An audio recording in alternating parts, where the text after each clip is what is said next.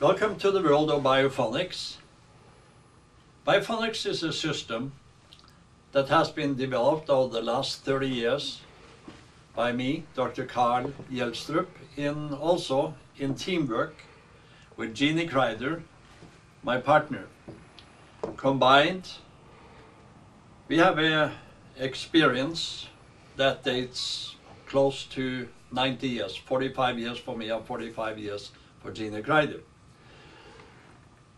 Over these years, we have encountered many people in the health field that has had a significant influence on both of us.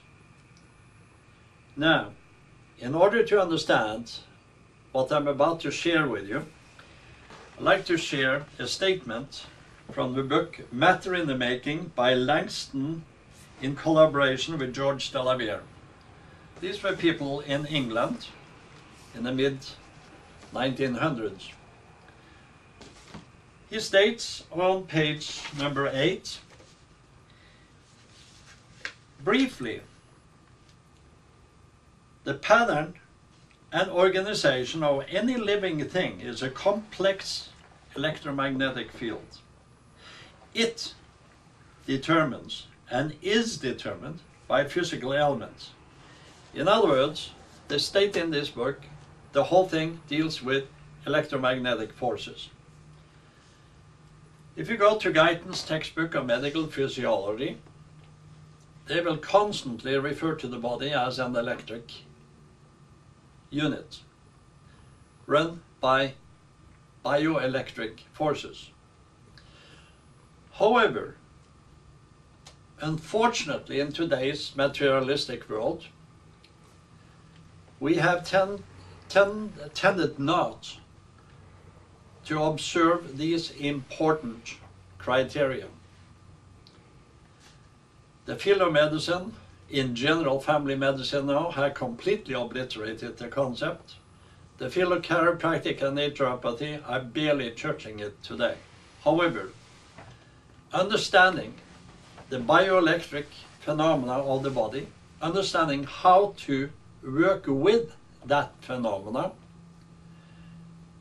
will be the pathway to a successful praxis. I would also like to share with you a statement made by Dr. Edgar Mitchell, former US astronaut. It is reasonably certain that even before the historical period, humans as well as non-human species had an internal, intuitive and visceral knowing, which has been called the sixth sense. It now seems that it should have been called the first sense, because modern research leads us to believe that it is based upon a complex form of quantum correlation that was certainly present in nature long before species evolved to the current stage, and even before the planetary environment evolved to produce the normal five senses. Now, visualize yourself, you just won in the lottery a ticket to Alaska with your lady friend.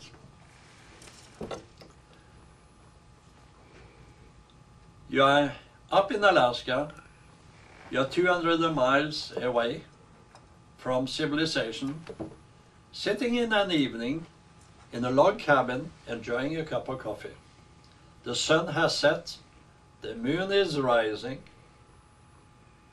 and in the silence of nature you suddenly see from the right corner a fox enters the big field in front of the cabin. It's midwinter, the fox is hungry. He doesn't pay attention to you because he's after some food. He walks into the field, about 2 feet of snow, and suddenly you can see the hair behind his head standing up, raising, and the tail straightening out as he walks cautiously forward. Suddenly he jumps up in the air, goes straight down and picks up a field mouse. Notice, the mouse was deep asleep. He did not run around for food or having sex or making noises.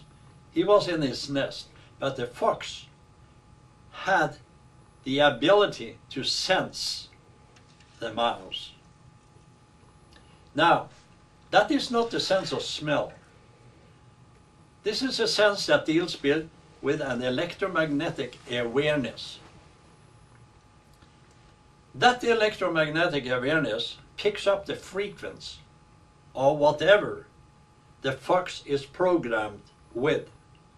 So it's instinctively in the fox a program with frequencies that tells the fox where the mouse or where the prey is. As soon as he picks up that electronic signal, he can respond and zero in on it. So what does the little story about the fox in Alaska have to do with me as a chiropractor here in Bellevue, Washington, USA? Well, it's the recognition that all living things have an electromagnetic sphere. Up through the ages, in Christianity and other religions, we saw certain saints was given these spheres around them. But the reality is we all have these spheres, including the fox, the mouse, the cat, the buffalo, etc., etc., etc.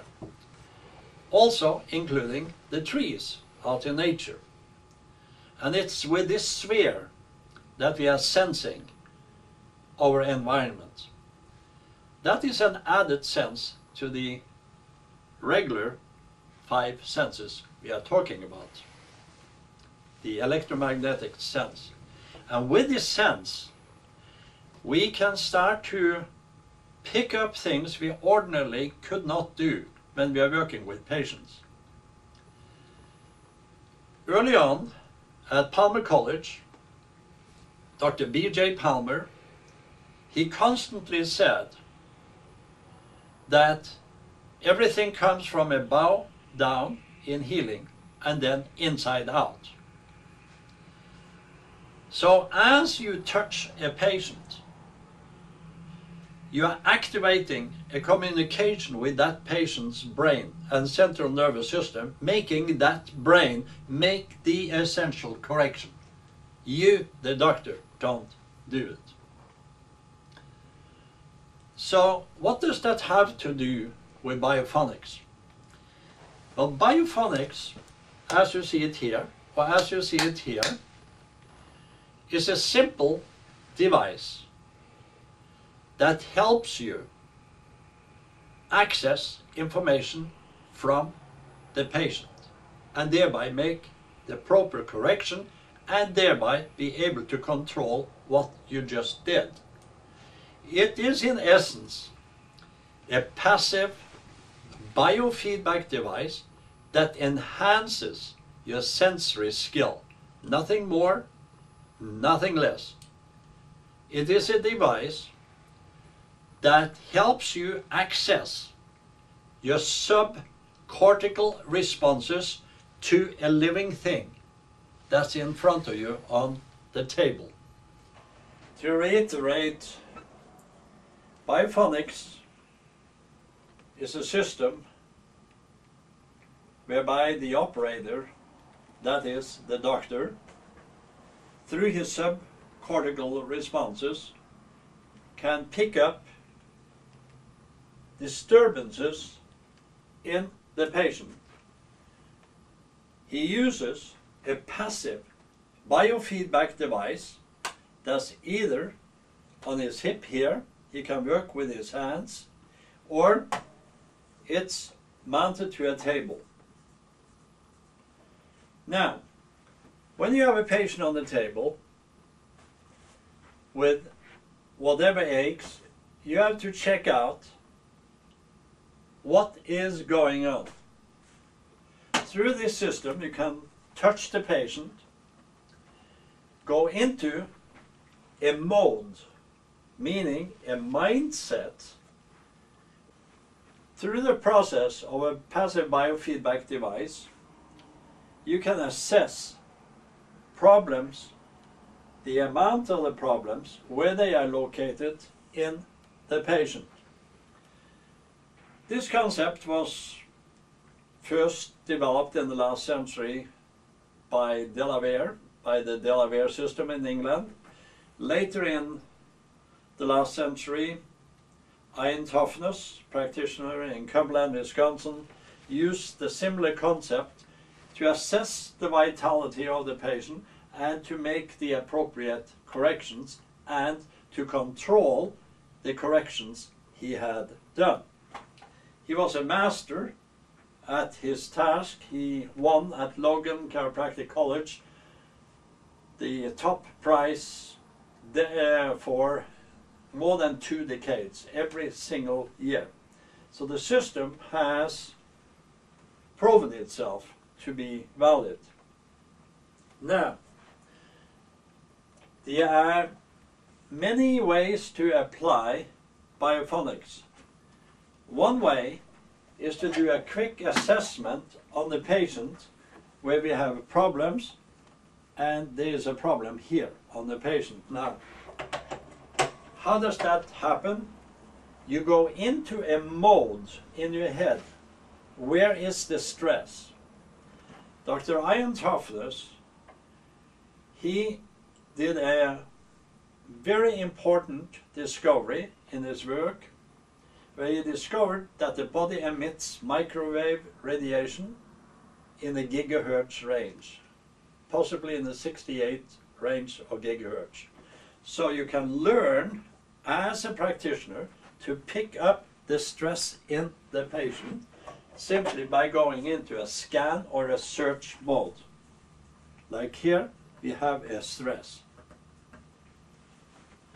Now, you can also assess the vitality of the patient in general. You can check the head, you can check the body, you can check limbs, and you can find areas where the vitality is low and needs correction. Remember, the body is a bioelectric unit where anything can cause anything. That is very important to understand, because when we have a symptom, that just tells us there is a stressor. Where does the stressor come from? What causes it? Is it local? Is it in the neck? Is it in the feet? These are concepts you as a practitioner have to evaluate. So, you can also have the instrument on your hip, and you can scan with your hand, and you'll find a similar disturbance. By using a scanner, you can assess anything going on with a patient on an internal level as well as on an external level, using your subcortical response sensing mechanism. You are just like the fox out in the Arctic. However, the fox had his system hardwired in on mice. Now, this system, your brain, can work like a computer. You hit access, information, vitality, and you can go up and check the vitality of the head, of the spine, of the hip, or of the feet. That will rapidly give you information as to where you need to start with the patient. So, to reiterate, you can use for a search mode an instrument of Biophonix going all over the body and assess where the stressors are. Or you can place the instrument back here, use a hip instrument, and do exactly the same thing.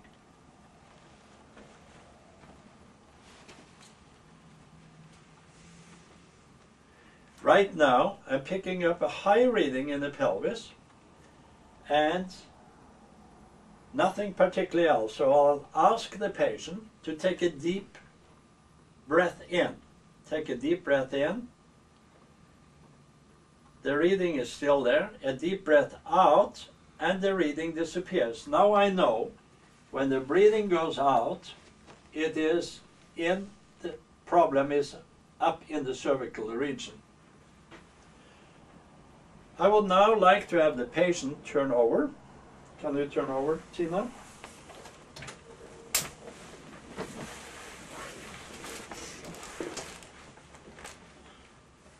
As another example, when you start on the patient, you want to access the mental state because we are following the old Goodhart's triangle. We are dealing with the emotional thing, we are dealing with the structural thing, and we are dealing with the chemical nutritional thing.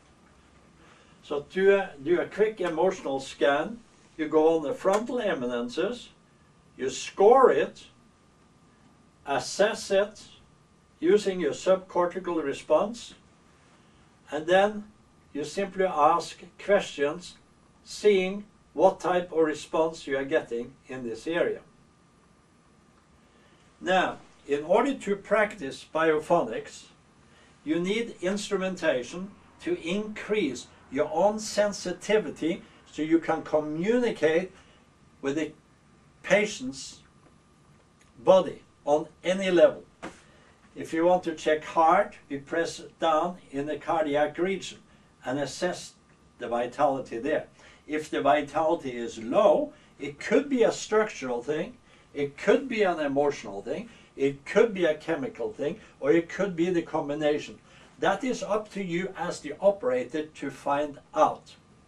So constantly, by using tactile sensation, you are getting information from the patients on the subcortical level, which you then translate up to feeling sensation to find out what's going on. Now,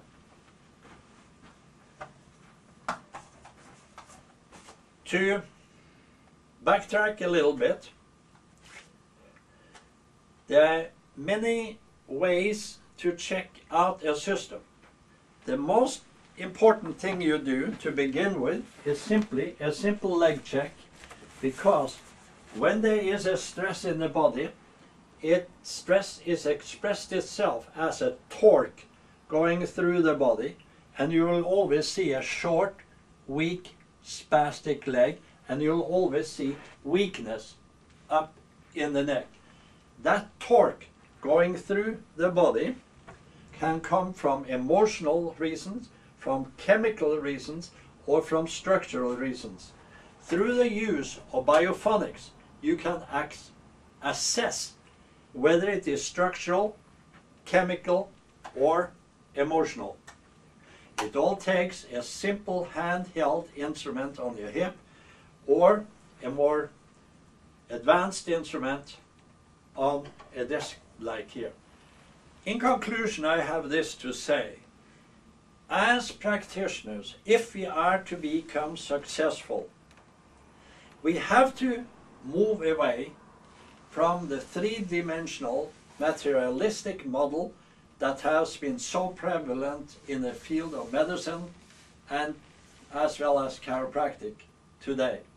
We have to move into other dimensions. We have to use our electromagnetic senses to access what's going on with the patient on the table. And more important than anything else, we have to learn that when we do something, we have to control what we are doing to make sure the information reaches the patient, helping the patient to heal him or herself.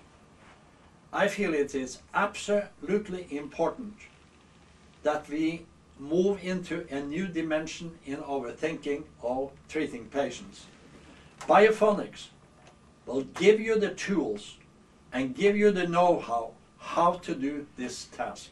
Just like the fox could sense the electromagnetic frequencies of the mouse, helping him to get the day's meal, so can we apply we apply a similar principle by using the technique of biophonics. It's all about electromagnetic frequencies. It's all about making the proper correction and doing the proper control. Biophonix will help us to not only sense chemical, but also structural and emotional problems. By doing the proper correction, Biophonix will help us also to do the proper control. The whole thing is a totally integrated circuit, and as a doctor and practitioner, you've got to be on top of everything. One treatment combination plan that works very good is to integrate Biophonix with biokinetics. You can find biokinetics under www.biokinetics.com. On that site, you'll see the different functions of biokinetics, how you can apply that to treat the entire human body. We will be teaching beginning, advanced biokinetics in Europe, as well as beginning and advanced Biophonix.